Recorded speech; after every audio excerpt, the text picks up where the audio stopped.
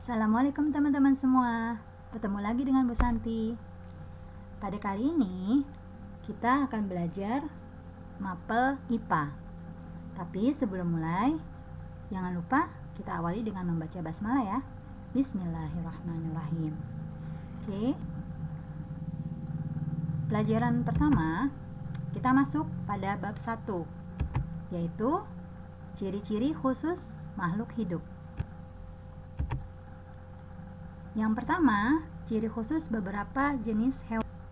Apa saja?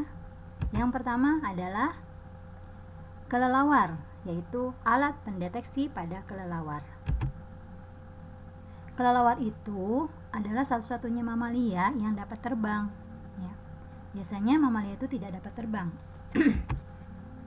Lalu, kelelawar biasa mencari makan pada malam hari dan tidur pada siang hari.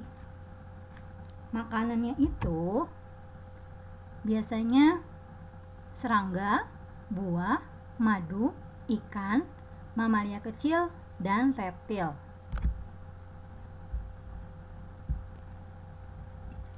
Nah, untuk mencari jalan dan makanan dalam kegelapan malam, kelelawar ini memiliki sistem deteksi dalam tubuhnya.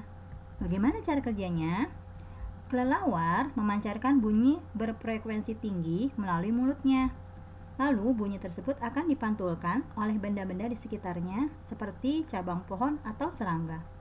Dengan mendengar bunyi pantulnya, kelelawar dapat memperkirakan jarak rintangan atau makanan. Nah, kemampuan kelelawar tersebut dinamakan ekolokasi. Ya, yaitu dengan memancarkan bunyi berfrekuensi tinggi melalui mulutnya. Selanjutnya, hewan cecak dan tokek. Makanan cecak dan tokek berupa serangga kecil seperti nyamuk, laron, dan lalat. Cecak dan tokek itu memiliki perekat di kakinya sehingga tidak terjatuh ketika merayap di dinding. Dan pada telapak kaki cecak dan tokek itu terdapat struktur seperti rambut-rambut halus yang berfungsi untuk menempel pada permukaan benda. Ini gambar cicak dan tokek ya.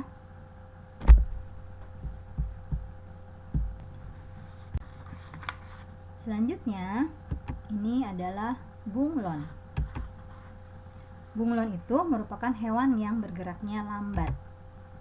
Makanan bunglon biasanya serangga kecil seperti belalang, capung, jangkrik, dan serangga ini bergerak amat cepat. Lalu bagaimana bunglon bisa menangkap mangsanya itu sedangkan mangsanya cepat, sedangkan bunglonnya lambat?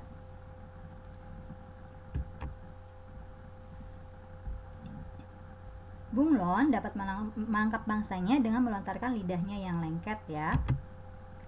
Bunglon juga memiliki kemampuan untuk mengubah warna kulitnya yang disebut kamuflase. Bunglon menggunakan matanya mengukur jarak mangsanya. Jika mangsa mungkin dapat dicapainya, bunglon akan melontarkan lidahnya yang lengket ini. Lidah yang panjangnya hampir sepanjang tubuhnya itu akan menarik serangga tersebut ke dalam mulutnya. Selanjutnya, ini adalah landak semut. Makanannya berupa serangga-serangga kecil, memiliki lidah yang panjang dan lengket untuk menjilat semut dan rayap di dalam gundukan tanah. Panjang lidah landak bisa mencapai 60 cm. Nah, dengan lidah yang panjang dan lengket ini, ia bisa mencari mangsanya. Makanannya tadi kan berupa serangga kecil seperti semut atau rayap. Dengan cakar besar pada jari-jari kakinya, landak semut dapat dengan mudah menggali sarang semut atau rayap. Kemudian, landak semut menggunakan lidahnya yang panjang dan lengket untuk menjilat semut dan rayap di dalam gundukan tanah tersebut. Nah, ini adalah gambar dari landak semut. Selanjutnya, unta.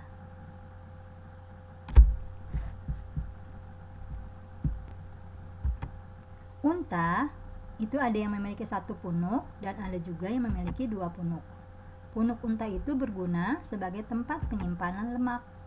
Ketika melakukan perjalanan yang jauh, unta menggunakan lemak pada punuknya sebagai sumber energi. Nah, jika lemaknya habis, maka punuk unta akan mengerut dan lemas. Selain itu, unta tidak berkeringat dan hanya mengeluarkan sedikit sekali kotoran. Bahkan cairan yang keluar dari lubang hidungnya pun disalurkan kembali ke mulutnya. Nah, jika makanan berlimpah, perut unta yang sangat besar dapat menyimpan rumput dan air dalam jumlah yang sangat banyak. Unta dapat minum sampai 57 liter air tanpa berhenti. Nah, selanjutnya ini adalah burung hantu. Burung hantu umumnya mencari makan pada malam hari dan tidur pada siang hari. Makanannya antara lain tikus, serangga, burung kecil, kadal, ikan. Burung hantu ini menggunakan mata dan telinganya yang sangat tajam dan peka untuk menemukan mangsanya. Burung hantu juga memiliki leher yang sangat lentur, sehingga dia dapat menoleh ke belakang. Tidak seperti kebanyakan burung yang matanya terletak di tiap sisi kepalanya, kedua mata burung hantu terletak di bagian depan kepala. Dengan begitu, burung hantu dapat melihat ke depan dengan kedua matanya. Selain itu, di sekitar mata burung hantu terdapat bagian yang menyerupai pelat. Bagian itu membantunya untuk mengarahkan suara agar langsung masuk ke dalam telinganya yang besar. Oleh karena itu, pendengaran burung hantu sangat tajam hingga dapat menentukan lokasi mangsanya walaupun dalam keadaan gelap total. Selanjutnya ini adalah ikan pemanah. Ikan pemanah hidup di air tawar.